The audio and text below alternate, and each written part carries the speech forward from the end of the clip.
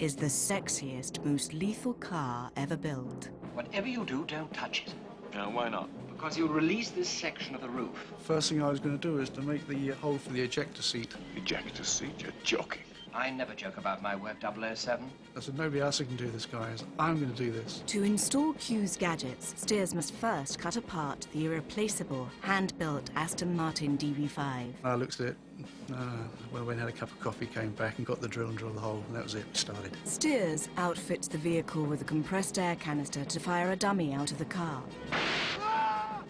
Acetylene oxygen torches simulate front-firing machine guns. The oil slick is created for real, but the tank for the effect is so large it must be removed before the bulletproof shield can be installed.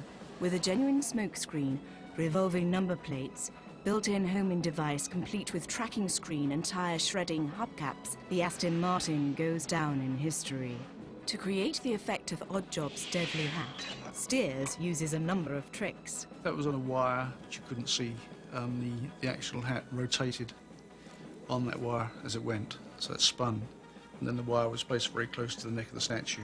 As it just touched the statue, we had an electrical device, so simultaneously the neck was pulled away. What we did there, actually, we did that in reverse, so it's stuck in the bars and then we pulled it off. For Thunderball, John Stears creates effects for land, sea, air, and even underwater. His groundbreaking work includes one of the largest explosions ever filmed and earns him an Academy Award for Best Special Effects. Didn't even know I was in for an Oscar. In fact, a friend of mine called me from Wisconsin and said, "You just won an Oscar." So I said, "What are you talking about?" I said, "What for?" So it's for Thunderball. The next James Bond adventure requires special effects that are literally out of this world. All that stuff was shot in the main separately.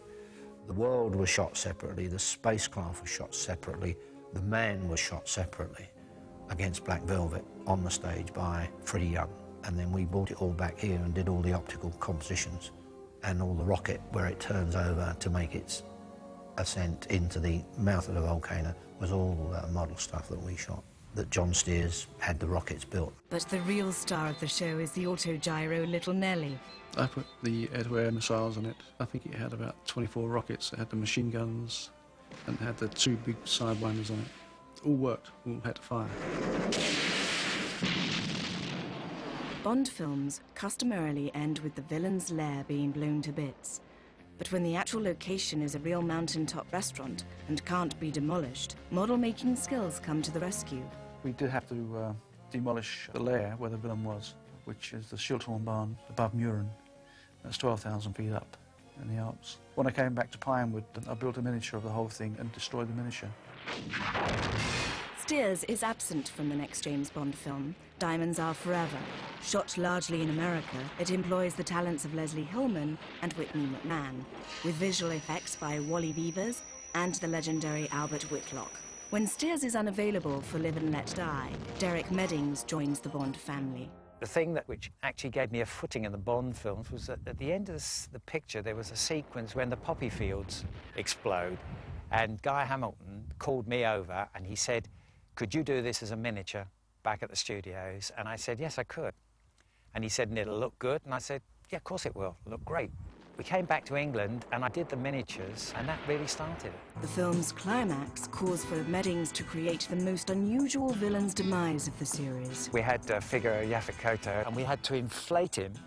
And of course it was on a wire, so it would go up to the rafters, and there was a charge attached to the back of his body, you know, away from camera. Where's Kananga? Well, he always did have an inflated opinion of himself. On The Man with the Golden Gun, John Stears returns, working with Derek Meddings and Cliff Cully to make cars fly and clouds move on their command. Clouds don't cooperate too well for filmmaking, so that was all effect stuff. As usual, the film ends with a bang. The island blowing up we did on the back lot at Pinewood, and I always thought that was a really good shot. Meddings has his hands full creating models for The Spy Who Loved Me. The problem with the supertanker was because it had to swallow the submarines, there couldn't be anything underneath. So I had it built like a catamaran, so that when the doors open, we can actually drive it over the submarine. Derek Meddings builds a mammoth floating palace, which doubles as the villain's lair, Atlantis. The models created by Meddings for The Spy Who Loved Me fool even experts. But not all the effects can be done in miniature. I was supposed to be standing behind the chair, and I said I think there'd be much more tension in it if I'm sitting in the chair. I just didn't have time to get out of it, and it blew. I had 3 holes there where most people have 1. Moonraker takes 007 into outer space, and with NASA's real space shuttle yet to be launched, the filmmakers cannot rely on stock footage. The shuttle liftoff scenes were largely achieved by a series of photographic transparencies laid up in the foreground, and the model would have a great big firework in its backside. I had these magnesium flares made up. I mean, once they're alight, there's no way you can put them out. The separation of the booster rockets was achieved by having the 3 parts on a wire. It was travelling on a trolley, and when it got to a certain distance from the camera, we had a little electrical sort of contact that actually swung the pods away from the actual shuttle itself. Effects cameraman Robin Brown faces a challenge with the screens inside Drax's control complex. We had images which we back projected into the screens. One of the problems was the set itself required a certain element of lighting, a certain intensity. Some of the screens were flat to camera, but some were angled.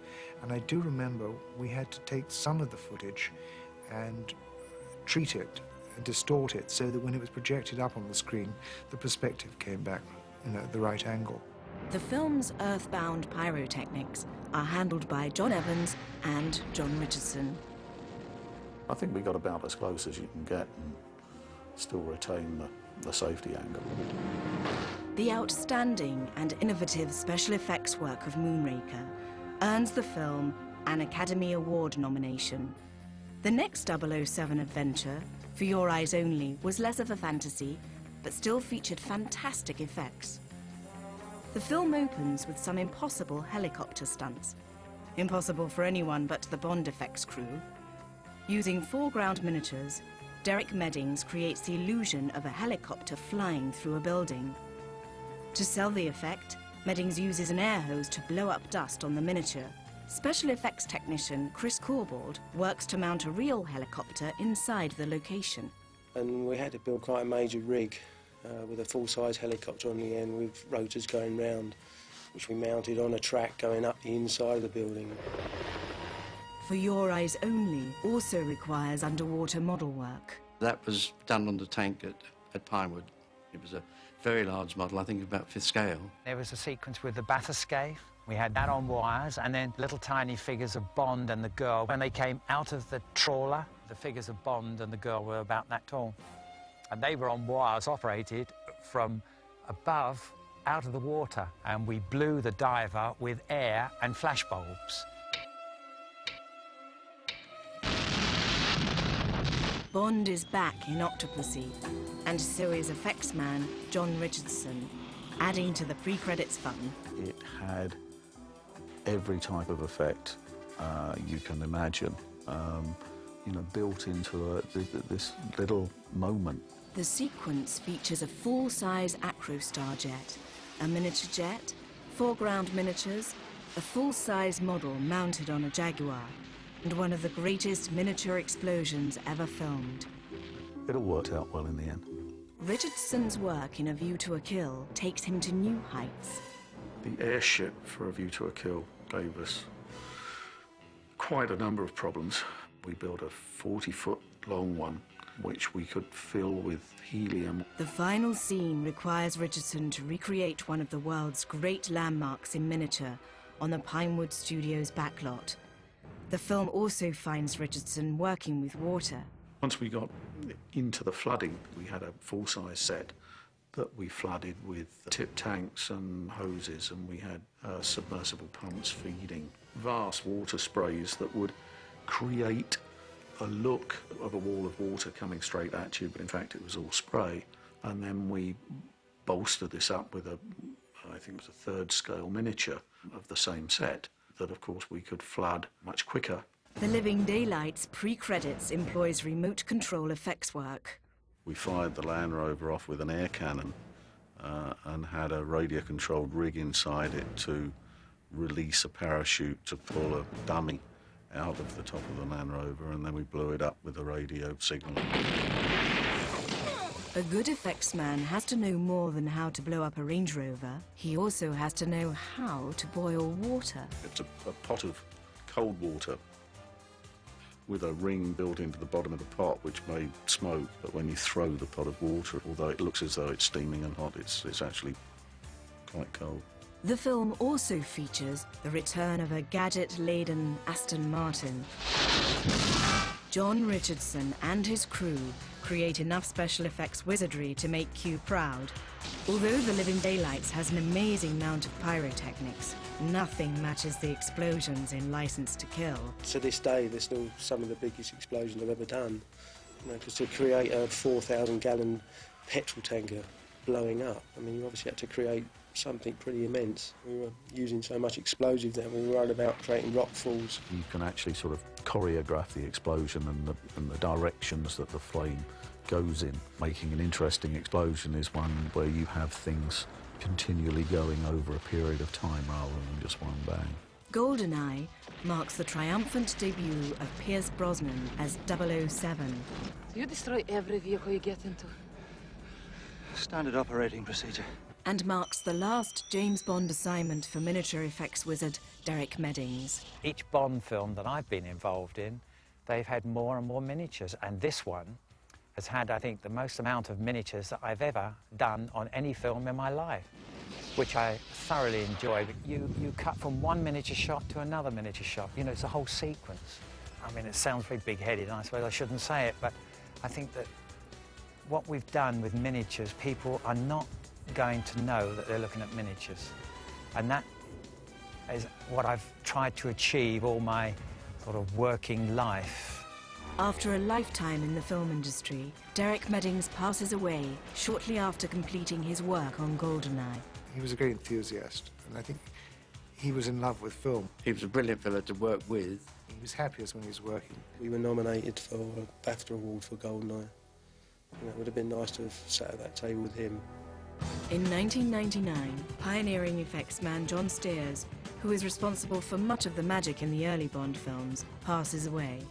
We went far and above what was the norm for effects in those days. And we sort of set the genre for effects. Bonds, to me, were probably the highlight of my career. But John Richardson, Chris Corbould, Paul Wilson and others continue the tradition. We did some great stuff, blowing over vehicles with a jet, firing rockets at cars coming towards us, ammo trucks. You just kept building it up and building it up. What made the Bonds the Bonds? They've always been a little over the top.